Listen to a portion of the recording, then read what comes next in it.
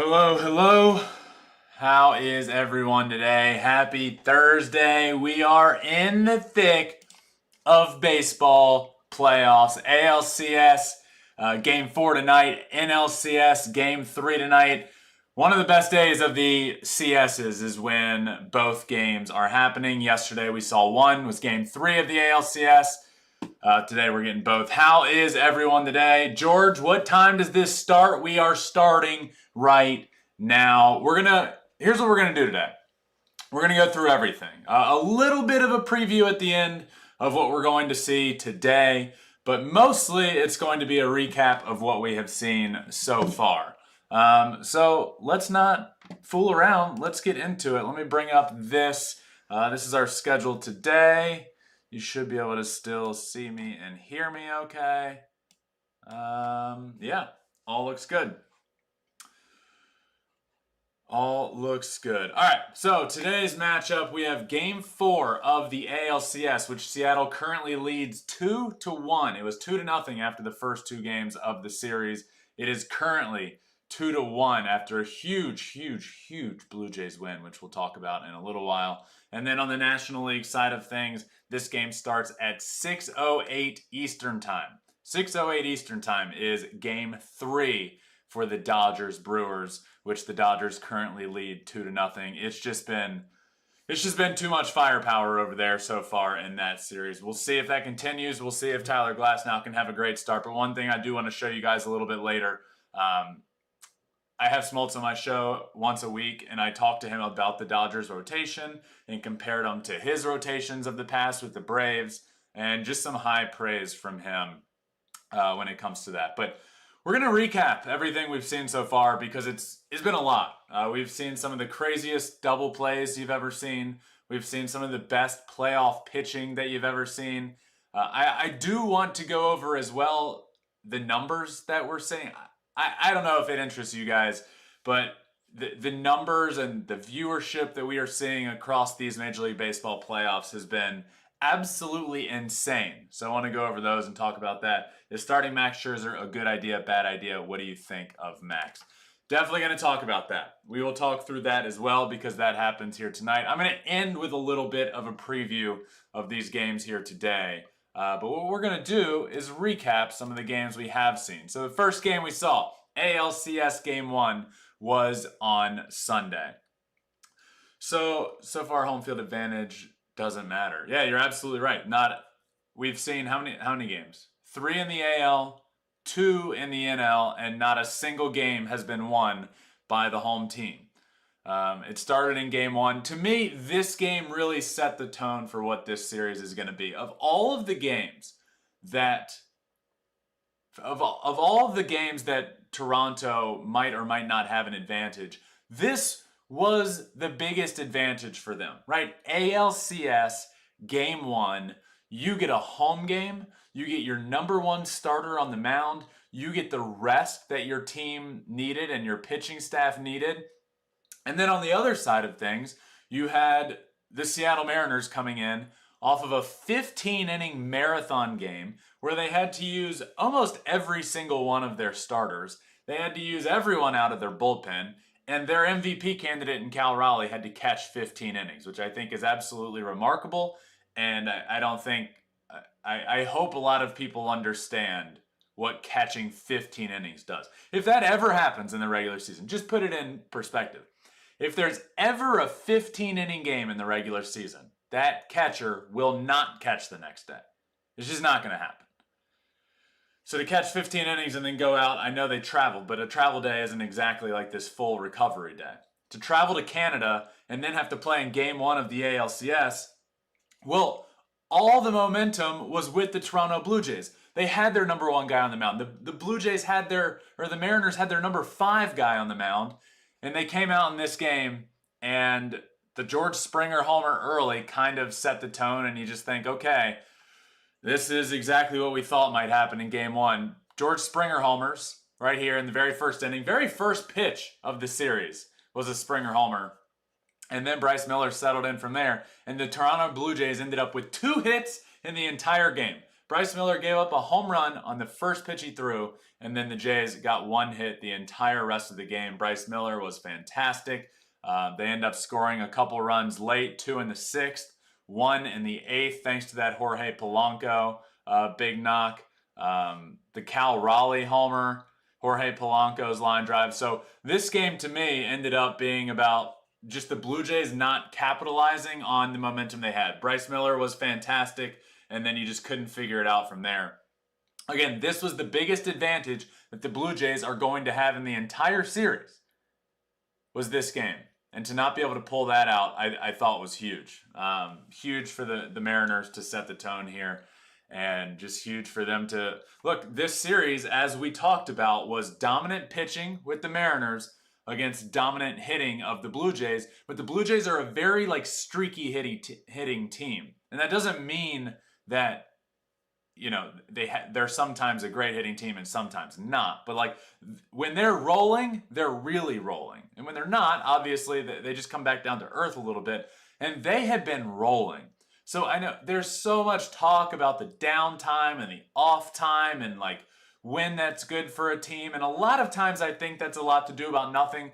We saw 3 of the 4 teams with a bye advance into the Final Four. And then the other team is the Los Angeles Dodgers.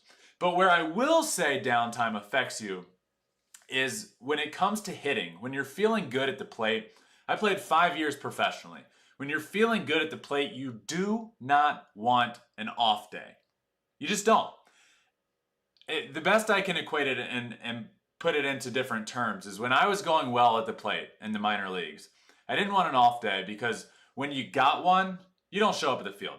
One year we played 142 games in 150 days. When you have an off day in the minor leagues, you take it. You don't go to the field. So I was rolling at the plate. When you're down, when you're not playing, you don't see pitching, you don't take swings, none of that. I could tell the very next day, I could tell that I had an off day. And what I mean by that is pitches your brain gets wired to see 100 miles an hour. I sit here now and wonder, how did I ever hit 100? But when you're in the box at the time, your brain just gets a little bit, not used to 100, but you're used to seeing it. You slow the game down. So when you're going well at the plate and you take an off day, the game speeds back up just a little bit on you, and that good feeling you were feeling really can kind of take a back seat. So the Blue Jays were rolling, and those I think it was 3 days off. Those 3 days off, I think, just stopped the roll. The roll that they were on slowed. And we saw that continue into game 2 as well, which on the American League side of things was the following day, I believe Monday.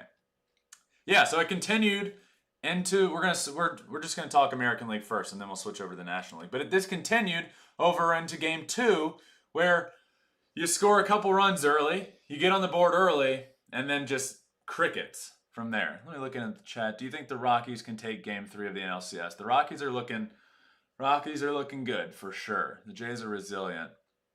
Guerrero Jr., 4 hits. Next game is to be Friday. Exactly.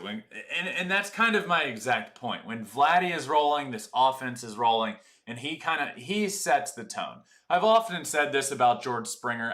I don't think he gets enough credit in this lineup. I think George Springer is the catalyst for this team. Vladdy Jr. is the best hitter on the Toronto Blue Jays. There's no doubt about that. Look at his regular season numbers. Look at his postseason numbers. He's got almost a 1,200 OPS in October at this point. But when George Springer is in that lineup and the power threat he brings at the top of the lineup and getting on base, I think that changes everything for this Blue Jays team.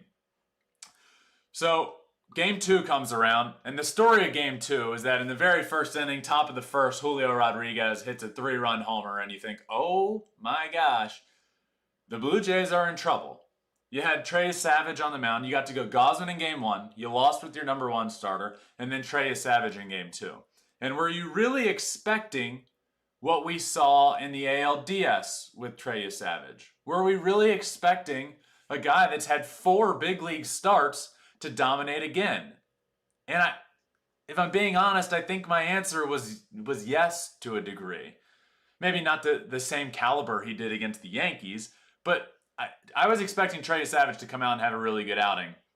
he came up and gave up that 3-run homer early to Julio Rodriguez, who's hit a couple 3-run homers in this series now, and seemed to not exactly find the zone. Where's his box pitching side of things? 4 innings pitched for you, Savage. 4 hits, 5 earned runs, 3 walks, and 4 strikeouts. So not nearly the line, right, that he had against the New York Yankees, where he went out and punched out, I believe, 11 and didn't give up a hit. He was disgusting. Not the same outing here. So this Mariners team, that the conversation was, can they carry it over? Can they come back after the 15-inning marathon and go into Toronto? That answer was yes in Game 1. Then it was, okay, you're not on the high of a Game 1. Now the tiredness is really going to catch up to you. You have to go with Logan Gilbert, who's coming off of short rest and not used to pitching in a playoff game out of the bullpen, obviously. He had to start. He did not have his A game. But this Toronto Blue Jays offense still hadn't figured it out. So the story of this series ends up becoming Mariners win the first 2 on the road. Now they get to head back home. Is this series over? You know, the Mariners are now getting back to their studs in the rotation. They're now going to get to go George Kirby, Luis Castillo, where the Blue Jays are going to have to go Shane Bieber and Max Scherzer. Nothing against Max Scherzer. He's 41 years old and he's not the same guy anymore. So you didn't exactly feel good with the series shifting back to Seattle. But all that changed in Game 3. We'll talk about that in a few minutes. The Mariners are going to win. Watch this. I wouldn't say it'd be a shock if the Mariners win, being up 2-1 right now. 1 through 9, Jays lineup scarier than Mariners. Yeah, I'll give you that the Jays lineup is better than the Mariners. Let's go through this. Let's go through these lineups. Springer, Arozarena. I'll take Springer, Raleigh, Lucas, Raleigh, J-Rod, Guerrero. We'll go Guerrero. Polanco, Barger. We'll go Polanco right now. Naylor, Kirk. I'm probably going to go Naylor. Suarez, Varsho, probably Varsho. And then the bottom of the lineup. Bottom of the lineup is an advantage. We saw Andres Jimenez with a huge homer in Game 3. I think bottom of the lineup right now is hotter for the Jays. But these lineups are closer, I think, than a lot of people think. I wouldn't necessarily say it's this huge difference. But the pitching on the Seattle Mariners side is far better. And to win those first 2 games on the road without your best pitchers going or without your best pitchers on full health, I think was huge for them. George Springer is and always has been a winner. Look what he did with the Astros. Absolutely. Absolutely. Thomas Maynard, George Springer is a winner. He's the catalyst for that lineup. He won in Houston. He's a winner here so far with the Toronto Blue Jays. He just tied Bernie Williams for 4th all-time in postseason home runs. Think of that. George Springer has 22 postseason home runs. 4th most all-time. That's 22 homers is a full season's worth of homers for a lot of players. What an absolute stud George Springer is. So, Mariners win that. Series shifts back to Seattle. We'll talk about Game 3 in a minute. But the Jorge Polanco, huge 3-run homer. J-Rod, huge 3-run homer in Game 2. And, yeah, Jorge Polanco's been fantastic. Let's shift over to the National League side of things, because this is National League Championship Series Game 1, where it was Blake Snell on the mound against, I believe Aaron Ashby started this game as a bit of an opener. He did. Aaron Ashby on the bump. Clean first inning. This game, there's a lot to talk about in this game because we got the craziest double play that I've ever seen in the history of baseball, and we're going to watch that. Maybe not in the history, but definitely the craziest double play in postseason history, I think. We're going to talk through this game and then that double play because a lot of chaos. There was a lot of chaos, a lot of conversation around that double play. But Blake Snell went out. The story here is Blake Snell dominated. 8 strong innings. Before this season, Blake Snell had never pitched into the 7th inning in a playoff game. Should he have before? Sure. Kevin Cash with the Jays shouldn't have pulled him. But he had never done it before. Blake Snell, 8 strong innings, not a single run given up. His line ended up being 8 innings pitched, just 1 hit, 10 strikeouts. One of the most dominant playoff performances that you will ever see. Blake Snell. Absolutely incredible. So Dodgers get on the board here in the 6th. But the story became, and I want to go over to the video here. We're going to talk through this. The story became this double play that happened with Max Muncy at the plate, bases loaded, tie game 0-0, top of the 4th, game 1 of the NLCS. We're going to talk through this play because it became chaos, and I just don't think a lot of people necessarily understood exactly what happened. But let's watch through it and just kind of talk through this play because, again, one of the craziest plays you will ever see in postseason history. So even right there, right? Let's back this up. Right here, the conversation becomes, what just happened? What just happened? Did he rob a homer? From this angle, you can't exactly see depth. So did this clear the wall? Is this a grand slam? Is it now 4-0 Dodgers? Is this a caught baseball and a sacrifice fly? And then you see it pop out of his glove, and it's like, okay, but then he caught it. It goes back into his glove. So the question here is, what happened? Was this an out? Then we saw the replay of it hit off the wall. And then, so a lot of different rulings and conversations come into play here. But nobody really knew what was happening. The announcers didn't know what was happening. They throw the ball in, and we see this at home plate, and the umpire calls out. So the conversation becomes, what just happened? How Teoscar Hernandez was on third base. How do you not score here? And they obviously ended up showing a replay of this situation, and he went back and forth between third base and then started to go and then went back. And next thing you know, William Contreras is running down to third base to get the second out, and there's Sal Frelick in the outfield like, I don't know what just happened. Every fan watching at home is like, I don't know what just happened. But all we do know is this ended up being a double play. So a couple things happened here that I just want to mention quickly. When the ball hits off the wall, it's immediately not an out, right? It's a ball in play. So how did Teoscar Hernandez not score? Well, he went back when the bobble happened, which didn't need to happen. And this is a rule that I just want to mention because I don't think a lot of people know this, but the second the ball touches the glove of the outfielder, the second that ball hits his glove, Teoscar Hernandez can run. So he's standing on third base, ready for the sac fly. Boom. He can go. Teoscar Hernandez, who is on third base, is now allowed to go. Even if this ball is caught or not, you're allowed to advance. But once the bobble happened, and then he saw it go into his glove, Teo went back to third base to touch it again. But you don't have to do that. Now, this is all null and void because it ended up hitting off the wall anyway, but the runners couldn't necessarily see that. But here's what the rule is, which I think everybody needs to know as a part of this play. The rule is that once the outfielder first touches the ball, you're allowed to tag up and advance. And what this does is it alleviates the bobbling so that if an outfielder bobbles the baseball, they can't just keep bobbling it until they catch it and can finally throw out and keep that runner on third base.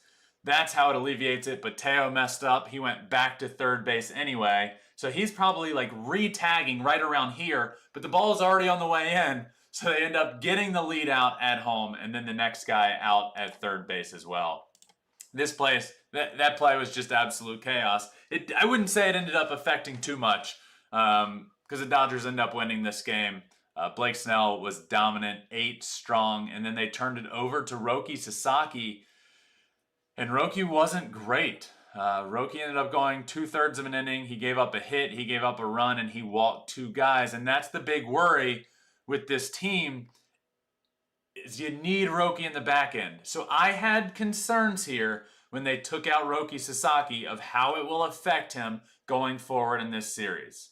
how it will affect him mentally, emotionally, and physically that they took him out of the game. They ended up going to Blake Trinan, but he ended up getting the final out, and the ball game ends on that strikeout to Bryce Turang, which became a conversation as well because the pitch right before, he almost got hit, but he got out of the way. Look, when an object that small and hard is coming at you 80, 90, 100 miles an hour, your instinct is to get out of the way. So I don't want to hear that he should have leaned into it and gotten hit by that pitch. It is far easier said than done. So Trinan ends up getting that out. Ball game over. That's game one. And then comes game two on Tuesday, which this was the only game that happened on Tuesday. Only game that happened is Dodgers-Brewers. And this game was the Yoshinobu Yamamoto game. And look, Yamamoto ended up throwing a complete game. He was fantastic. Another fantastic start. Tried to just one-upped his teammate. Maybe Blake Snell's start was a little more dominant because of the 10 punch-outs and only one hit. But Yamamoto's complete game. Look, I think Dave Roberts here deserves a ton of credit. We said it coming into this series when we were previewing really the DS round. We talked about Dave Roberts and how he's going to have to manage completely different this October. Last year, it was about the bullpen. They didn't have the starting depth that they have now, and it was just like, okay, let's just get to the bullpen, and then we'll figure it out. And I was very interested with Dave Roberts this year of how is he going to manage?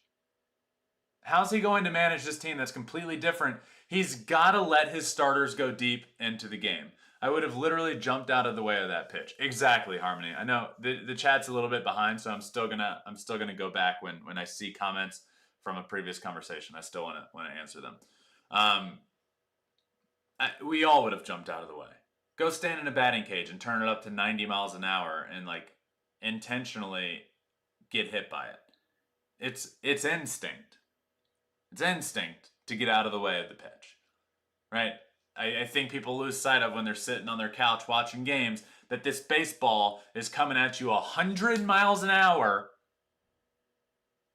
Your instinct as a human being is to get out of the way of that pitch and not let it hit you. I totally agree with you. And I think that's a misconception when people look at it and say, it's an off-speed pitch. Just get hit with it and it's a tie game. It's not that easy. Sure, in hindsight. But like your every instinct in your body, you have milliseconds to hit a baseball. Milliseconds. It was literally to the point when I was at the professional level where I would have to time my blinking at the plate. Right? Pitcher's in his windup. You have to time your blinking. I have to make sure because a blink takes, I think, 0.2 milliseconds or 2 milliseconds. And you have like 9 milliseconds to hit a baseball, recognize the pitch, recognize the spin, decide if you're going to swing, and decide where your swing path is going to take you. If I waste 2 of my 9 milliseconds blinking, I'm in trouble.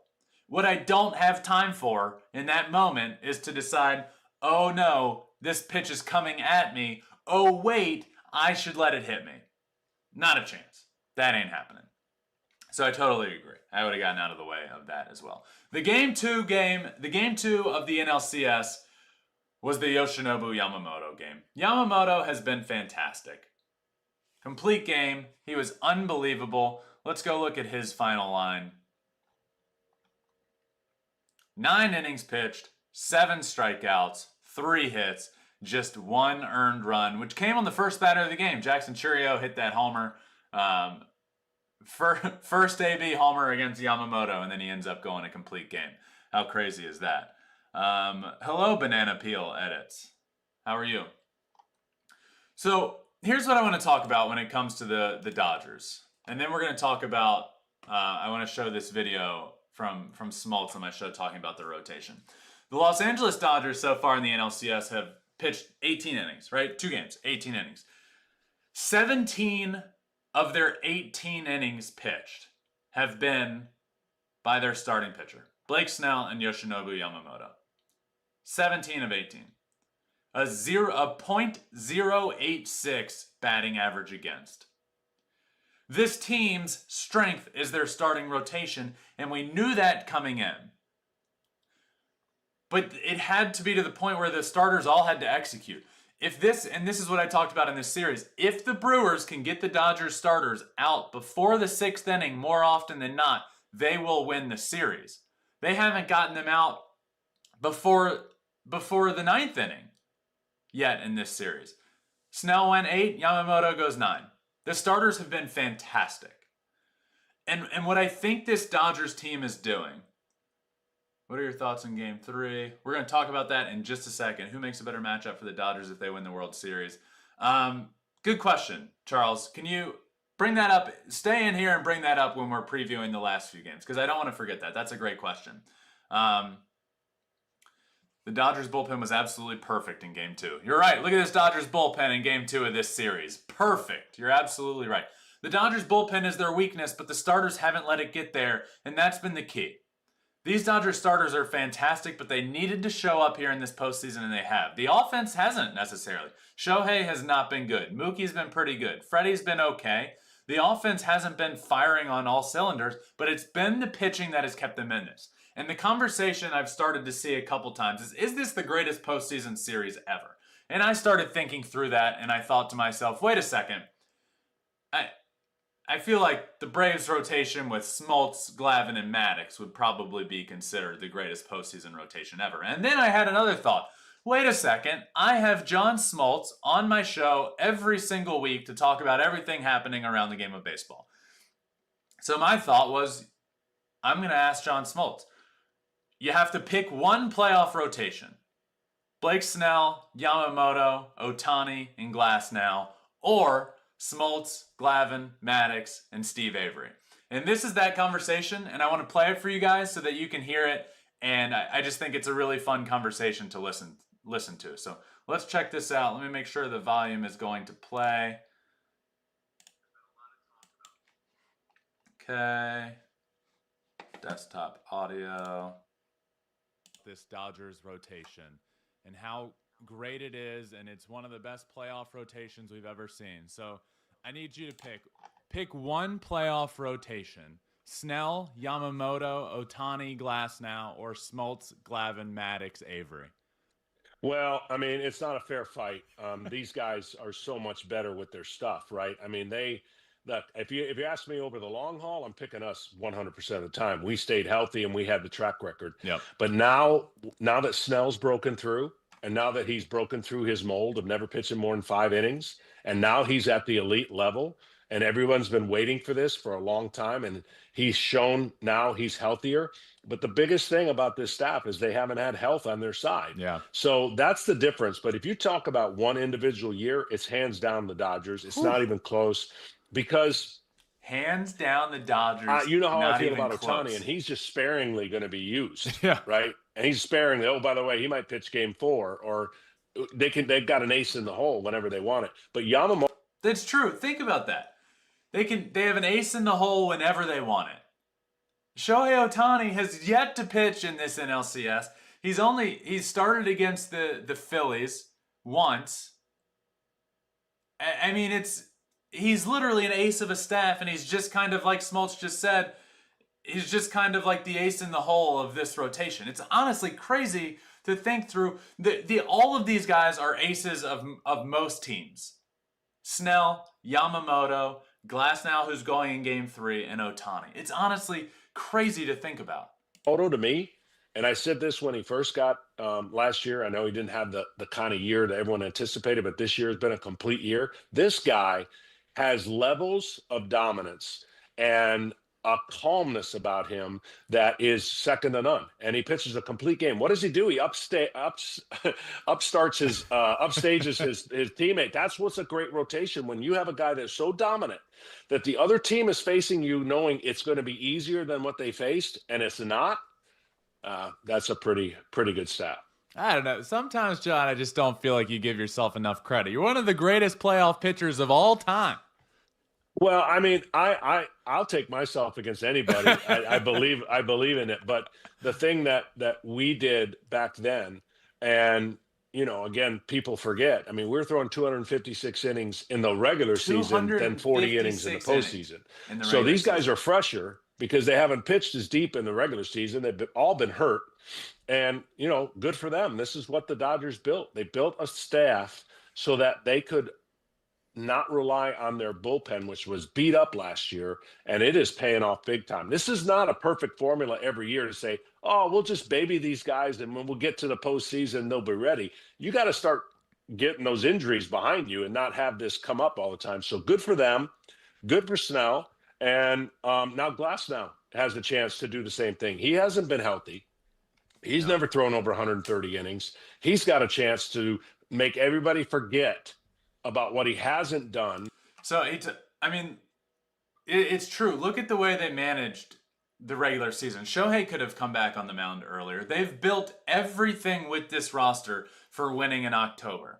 That's why this Dodgers team didn't win 100-plus games. That's why they didn't break the all-time record, because they didn't try. Is the roster extremely talented? Could this roster have won 100 games? 100%. And I'm not saying that the team that was on the field didn't try, but everything that they did with the roster and with the management was built to win in October. It was not built to win on, July 20th. It's built to win on October 16th in Game 3 of the NLCS. And I think Smoltz makes a good point of that's how Dave Roberts has managed this team. He put this team in a position where they're ready to go in October, and I think he's done a fantastic job of that. Thomas Maynard, it's amazing to me that as experienced a manager as Dave Roberts is, he adjusted and learned from Game 1 to Game 2 and left his starter in to the end. 100%. And I guarantee you, he even thought in Game 1, wow, I've let my starter go 8 innings. Pretty remarkable. And then guess what? All I need is 3 outs from my bullpen. You know what the bullpen did? They almost blew it. Bring in Roki Sasaki. He gives up a run. He walks a couple guys. You end up with the tying run on third base, the winning run on second base. And then the very next game, he goes, oh, no. I'm not letting that happen again.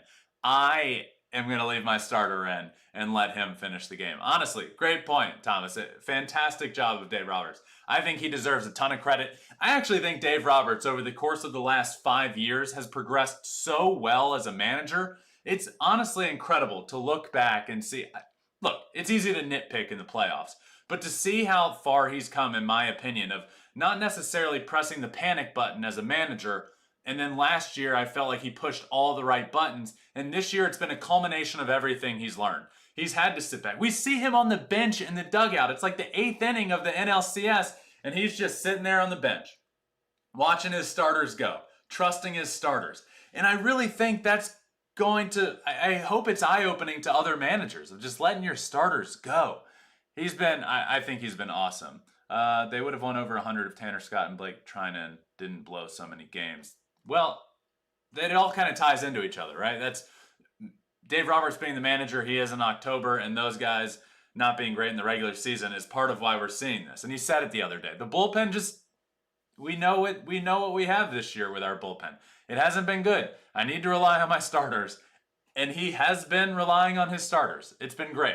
He has been awesome to watch as a manager, I've thought. So the Dodgers take both games on the road. They're up 2-0. Game 3 is today. Look, my moral of this series so far is that the Dodgers are just relentless. And what I mean by that is like they just don't let you breathe. You go into the most hostile environment in baseball, maybe, in Philadelphia, and you pretty much quiet the crowd, and you take them out of it. And then in this series, right, Game 1 was neck and neck the whole game. The Dodgers pull it out, and then Game 2, the crowd's like, okay, new life, it's just 1-0, we're fine. First batter of the game, and Jackson Chourio hits a homer, and this place is going absolutely nuts when he hits this ball. 0-0 ball game, fresh start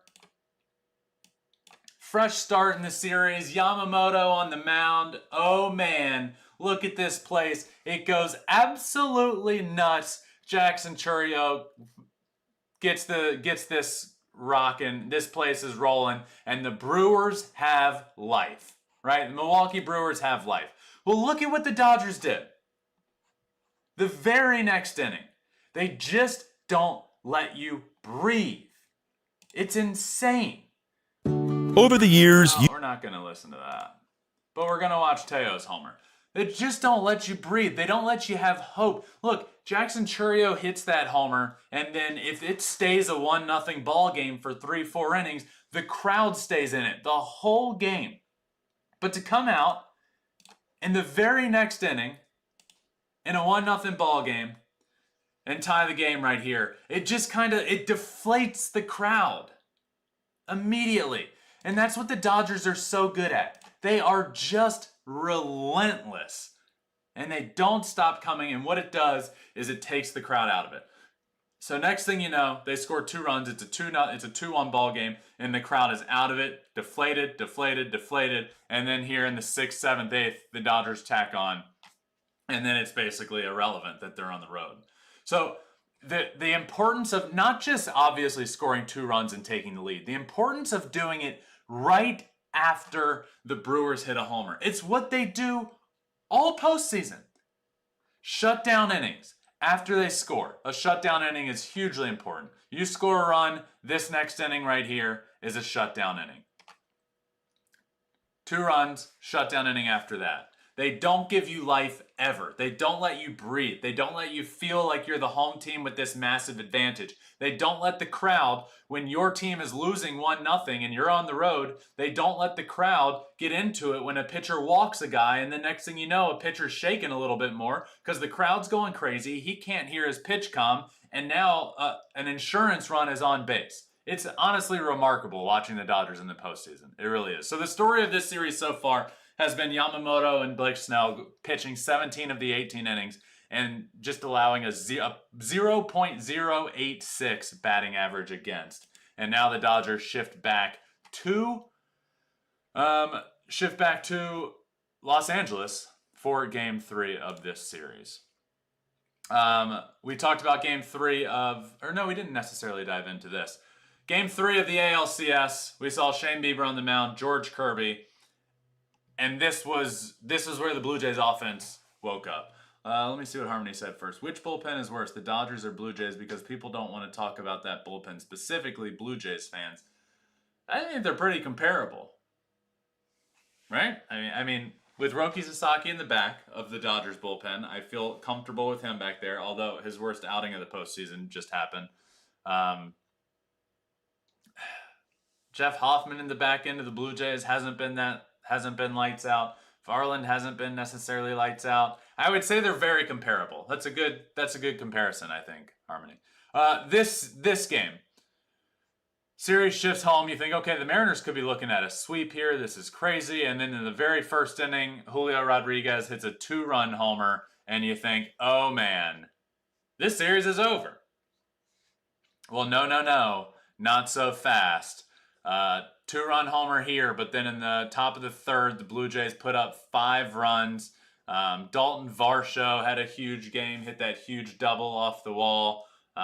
Jays end up winning this game big. They tacked on. Every inning from the 3rd through the 6th, they scored 5, 6, 8, 12 of their 13 runs happened right here in the middle of the game, and this just became a blowout. And the big worry here isn't necessarily losing one game. Your big worry is, okay, we have a 2-0 advantage. George Kirby on the mound. He gets through here at the 3rd, and then you send him back out and say, hey, we need you to eat some innings here. We need you to go out there and eat some innings for us. And it kind of became worst case scenario because this bullpen that's been taxed over the last couple of weeks, and I'm not just talking, I know they had Game 2, they didn't have to use their high leverage guys, and then they had a travel day.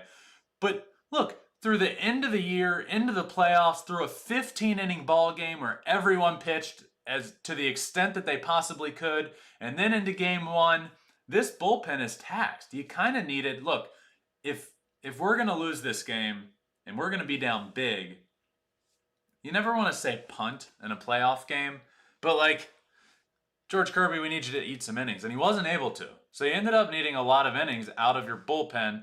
I believe you needed from the 4th, so 3, 6, 9, 12, 15 outs from the bullpen, right? 2, 4, 5 innings. Yeah. So you needed a lot, and they ended up using Vargas, Ferguson, and Jackson, not their high leverage guys, which ends up being okay, but just not the game you wanted because you had to get a lot of outs from your bullpen, and the Blue Jays offense has awoken. George Kirby was not good. 8 earned runs allowed, ties a record for a postseason game. An all-time record tied for a postseason game. 8 earned runs allowed in just 4 innings pitched. They needed length. They didn't get length from him. The offense came alive. The Blue Jays are alive. I tweeted that when it was happening. Jays are alive. Jimenez tied it with a huge homer. Varsho broke it open. The offense woke up in the hardest place in all of baseball to hit, which is T-Mobile Park in Seattle. For whatever reason, I've talked to a lot of players. Some just don't like hitting there. Some talk about the batter's eye. Some talk about the weather that's in there. You think it's enclosed, but it's actually not. It creates, I don't know. But for whatever reason, the numbers say T-Mobile Park is the hardest place to hit in all of baseball. Well, the Jays offense woke up and came alive. George Springer hit a homer, 22, tying Bernie Williams for 4th most postseason home runs in the history of baseball. How crazy is that? Jays end up winning this game 13-4. They tack on big time, 18 hits, 5 homers. Bieber took the crowd out of it after that first inning. And it just feels like, okay, who has the advantage here? Mariners are up 2-1. You take that any day of the week. The Mariners do obviously have the advantage. But like, it feels like not just a win for the Blue Jays. It feels like a statement win. And it said, okay, our offense had 3 days off. It took us a little bit of time to get in the groove. Now we're back. And they woke up with a vengeance. And now this hot offense that's very streaky is hot. And now it becomes a problem. But you do have Luis Castillo on the mound in Game 4, which we're going to talk about now, is previewing these Game 3s and Game 4s for a minute. Luis Castillo has been fantastic in his playoff career in the playoffs. He's 1-0 in the playoffs with a 0-0-0. Pretty good. Good if you like perfect. And Max Scherzer going for the Toronto Blue Jays. But the Jays are alive. Vlad is alive. Vladdy Jr. went 4 for 4. 4 for 4. Vladdy went. So now we're caught up. Seattle leads 2-1. The Dodgers lead 2-0. Both series saw the road team win each game and now heading back home, which just creates some interesting narratives. In the history of the best of 7 postseason series, the teams that have won Game 3 when facing a 2-0 deficit have gone on to win the series 14 of 53 times. So that's speaking of the Toronto Blue Jays. The team that has won Game 3 when facing a 2-0 deficit have gone on to win 14 of 53 times. That is 26.4%. Just about a quarter of the time they come back to win. Now, in the series with this current 2-3-2 format, 2 at the higher seed, 3 at the lower seed, 2 back at the higher seed if necessary. In this current format, the teams winning Game 3 on the road when down 2-0 have gone on to win 3 of 11 times. So about 27%. A little bit more, but about the same. So, look, it feels like all the momentum is with the Jays right now because the offense got going, but you'd still rather be in the Mariners' shoes. They're sitting pretty. They're in good shape. And you feel good about yourself.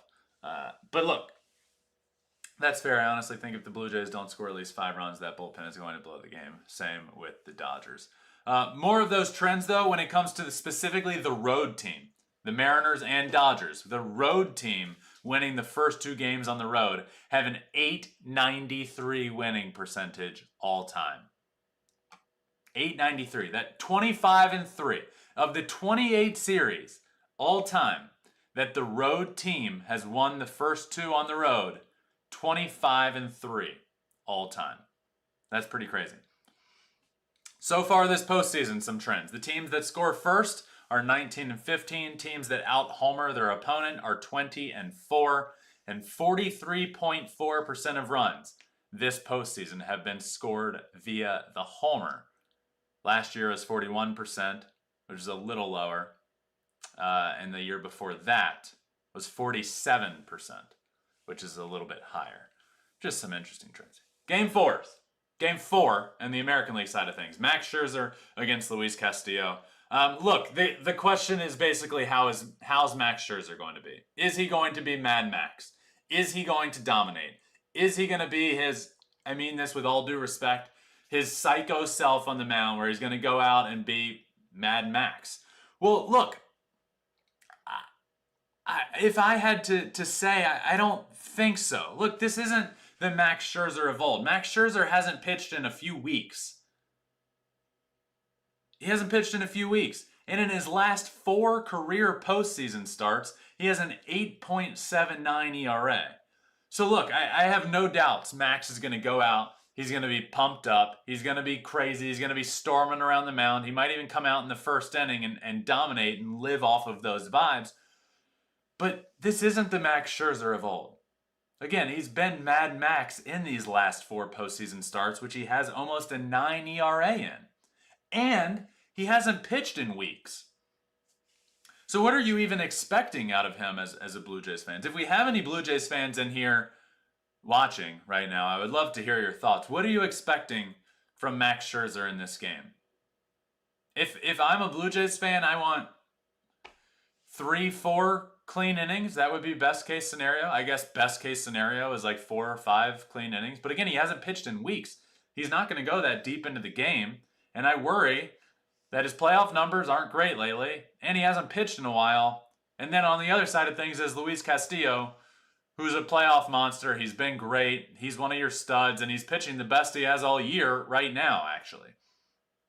So this game is a huge advantage for the Mariners. So look, I almost think this is similar to Game 1, but in reverse. When it came to Game 1, biggest advantage for the Blue Jays all series long was Game 1 for the Blue Jays. They lost that, and it felt like a series-defining moment. Biggest advantage for the Seattle Mariners in this series is Game 4. Why? You're up 2-1. You have one of your studs on the mound, and you have Max Scherzer, who's not going to be able to go long into the game, who hasn't been great in the postseason and who hasn't pitched in weeks, going on the other side of things. Huge advantage in the pitching matchup. You're at home. Huge advantage. Advantage in the series. To me, it's starting to feel like this is the big swing game of the series. If the Mariners can win this and go up 3-1, feels like they're going to win this series. If the Blue Jays can figure out a way to win here tonight, this game's at 8:30 Eastern time. If the Blue Jays can figure out a way to win this game, that means the offense will have to turn it up once again, and will have to keep it going. If the Blue Jays win here tonight, it almost feels like the Blue Jays win this series. It guarantees they get back to Toronto. It guarantees that the offense is going to keep rolling. And you beat one of the Mariners guys, and then you get to turn back to your studs. Man, oh man, this is a big one here tonight. Expecting 3 innings, then Eric Lauer comes in. Yeah, okay. Are we counting 2020 because the Dodgers were down 0-2 in the CS and came back to win it? I would imagine that does count. I would imagine. Yeah, I imagine this is all hands on deck. Scherzer, Bassett, Lauer. I don't believe they've named a starter for Game 5. Yeah, nobody for the Blue Jays or Mariners has. Only listed starter is Shohei Ohtani for Game 4. So that's on the ALCS side of things. Luis Castillo against Max Scherzer in a massive Game 4. And you're hearing it first. I'm going to call this whoever wins Game 4, which is a massive advantage for the Mariners. I would take the Mariners in Game 4. But whoever wins Game 4 in the American League Championship Series wins the series. If the Blue Jays can figure out how to win this one, it means the offense stays hot, you get back to your top starters, and you guarantee the series shifts back to Toronto. If the Blue Jays can win this, I think they win the series. If the Mariners do win, I think they win the series and advance to their first ever World Series. They have never, ever been to the World Series. On the National League side of things, we get NLCS Game 3. That starts at 6 o'clock Eastern. We know Tyler Glasnow is pitching for the Los Angeles Dodgers. we have not yet received news of who the Brewers are going with. Let's see if the Brewers have announced anything. No. But from my understanding, I think Quintana is going to end up going Brewers starter game 3.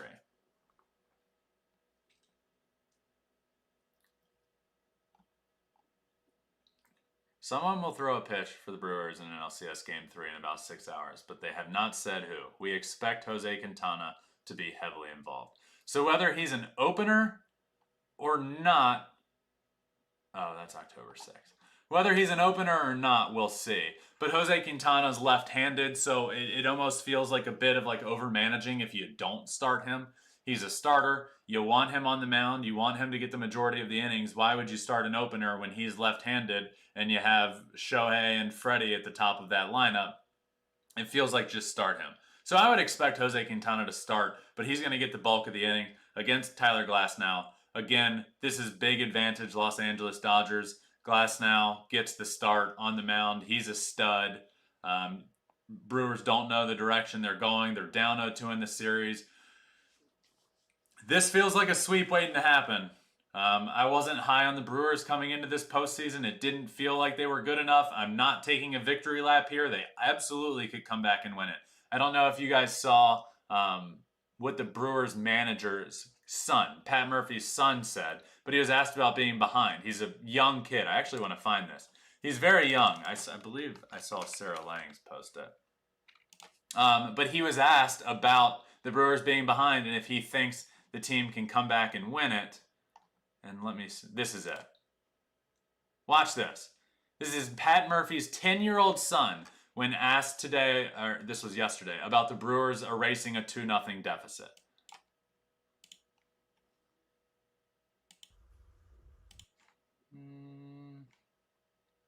Where's the audio?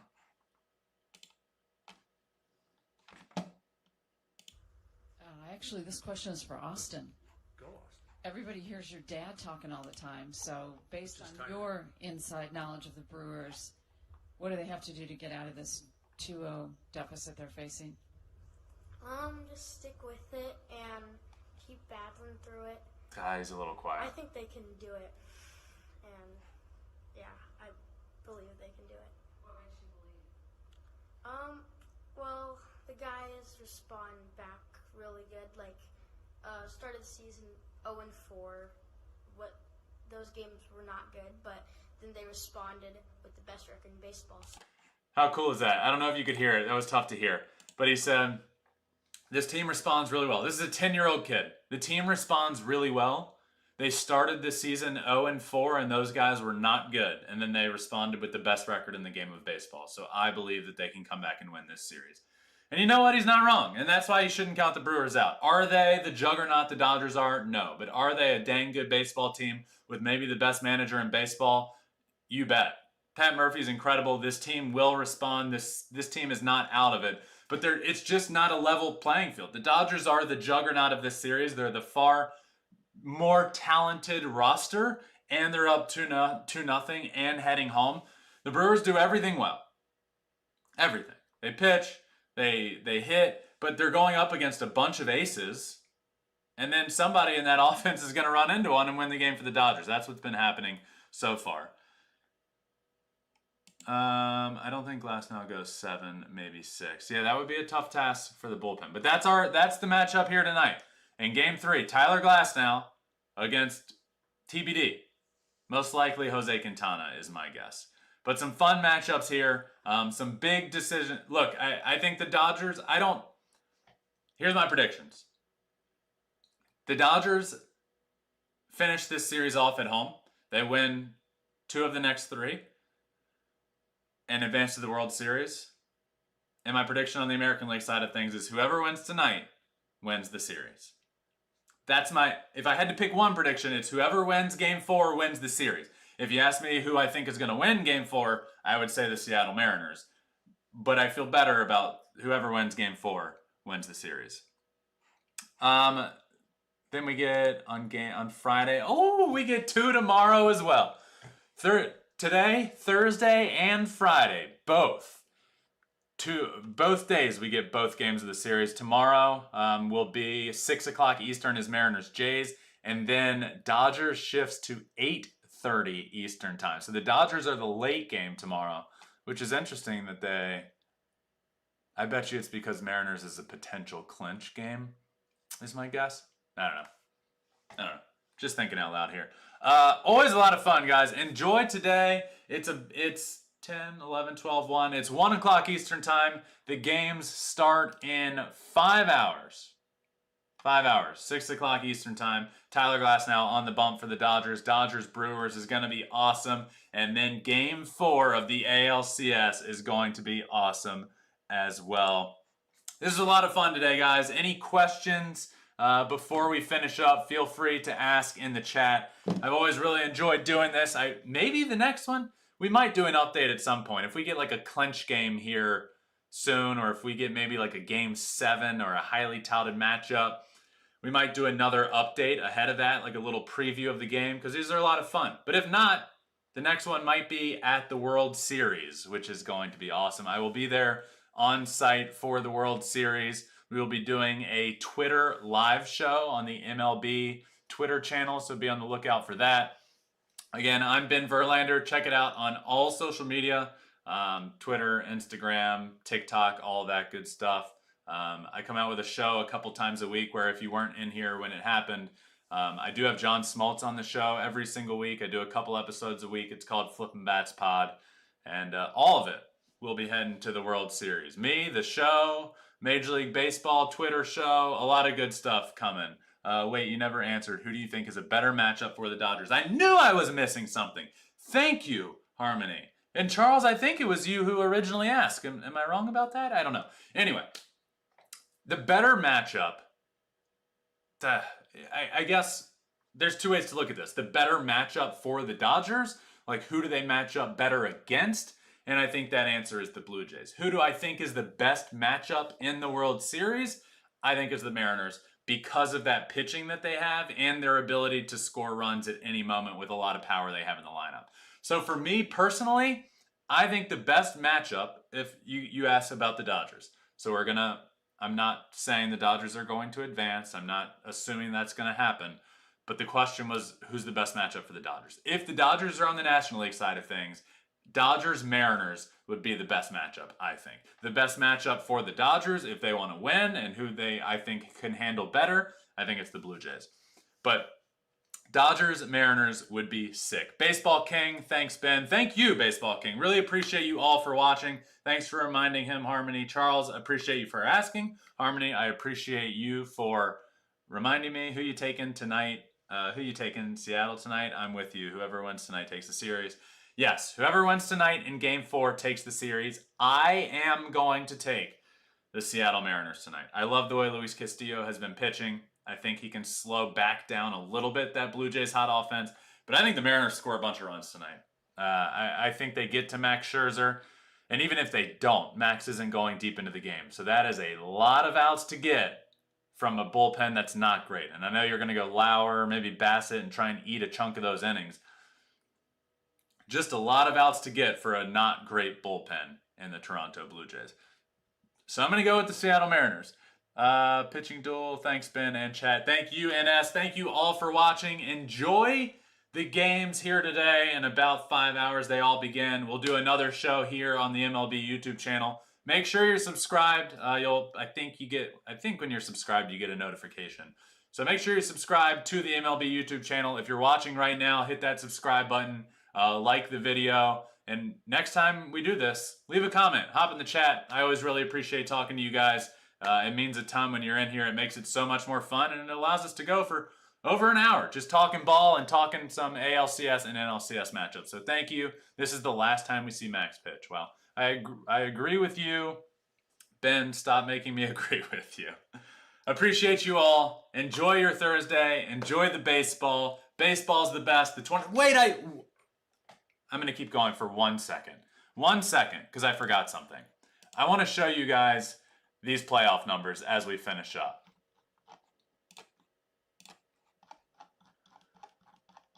Look at these viewership numbers from the playoffs so far. Just look at this. Through the division series, best viewership in 15 years. 15 years, plus 30% from last year. And I put of note, only 7 of the 8 teams are in a U.S. market that's actually rated on this viewership scale. So it's plus 30% from last year, and the best viewership in 15 years, and that's with 7 of the 8 teams being in the United States. Game 5, that 15-inning marathon, was the most watched ALDS game in 14 years. Since 2001, 8.72 million average viewers. Baseball viewership, attendance, everything has been just on a straight up incline for the last couple of years. Really since COVID and the rule changes. Commissioner Manfred deserves so much credit for the rule changes and what that has brought to the game of baseball. And viewership has just been skyrocketing. ALCS Game 1 numbers. Over 10 million people viewed this game. It was a non-finals game, a non-elimination game, and over 10 million people, average viewers combined in the US and Canada. 5.31 million and 4.71 million in Canada. Absolutely insane. I love this sport. I love seeing it thrive. It's thriving right now. It is absolutely rolling. Keep watching, keep enjoying it. 2025 playoffs have been awesome. I appreciate you all. MLB, let's go. Thank you all for watching, and we'll do it again soon. James have all Canada watching. We'll do it again soon. This has been a lot of fun. We'll do it in a couple days. I appreciate you all. Enjoy the day of baseball, and that is it for me, my friends. I promise. We'll see you next time.